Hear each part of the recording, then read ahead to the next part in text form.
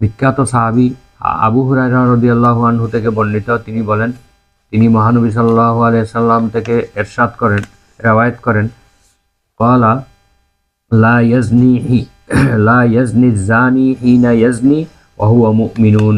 কোনো ব্যভিচারকারী ব্যভিচার করা অবস্থায় মোমেন থাকে না।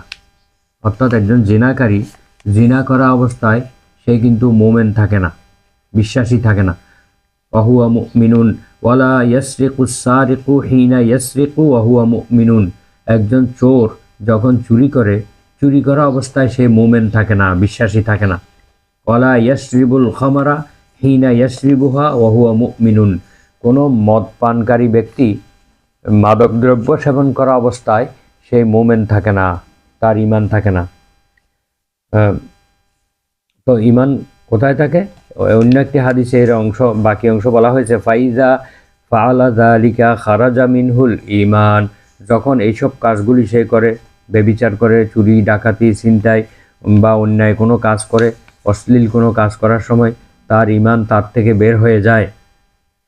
ফাকানা ফাউকা রাসিহি কাযুল্লাহ।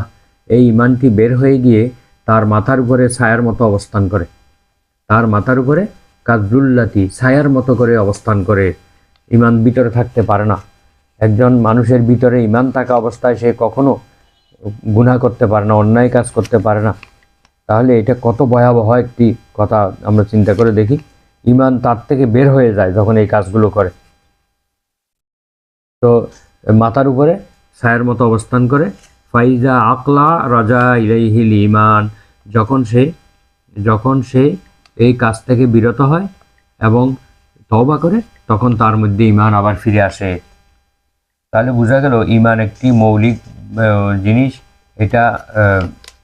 এটা হ্রাস বৃদ্ধি হয় না, বরং এটা হ্রাস বৃদ্ধি হয় না, কিন্তু এটার গভীরতা এবং এটার স্পিড কমে বাড়ে। অর্থাৎ কোনো মানুষ ঈমানের উপরে অত্যন্ত অটল দৃঢ়, আমলের দিক থেকে সে অগ্রগামী। আবার কোনো মানুষ ঈমানের দিক থেকে ততটা অটল অবিচল বা ঈমানের গভীরতা ততটা বেশি না। তো এটা ঈমানের মৌলিক ঈমান কিন্তু এক। এটা হলো তার ঈমানের উপরে অটল থাকা এবং অবিচল থাকা। এই ব্যাপারে তার একটু ঘাটতি হয়েছে। মৌলিক ঈমানের কিন্তু কোনো হ্রাস বৃদ্ধি হয় না। এটাই হলো মূল কথা। তো আমরা আজকে এই বিষয়টি নিয়ে আলোচনা করলাম। আগামী পর্বে আমরা ঈমান এবং ইসলামের পার্থক্য